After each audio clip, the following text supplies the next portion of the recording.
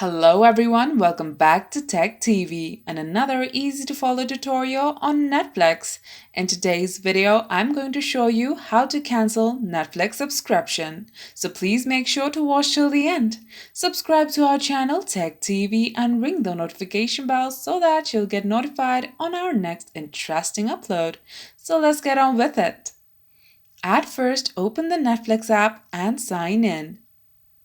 Now tap the three dots at the top right corner. Tap Settings. Here, tap Account Details. Under Membership and Billing, tap Cancel Membership. To confirm, tap Finish Cancellation. After cancellation, you will still be able to use your Netflix account until the subscription end date. And that's how you cancel Netflix subscription. If you liked the video, please leave a like and let me know if you thought it was helpful in the comment section down below.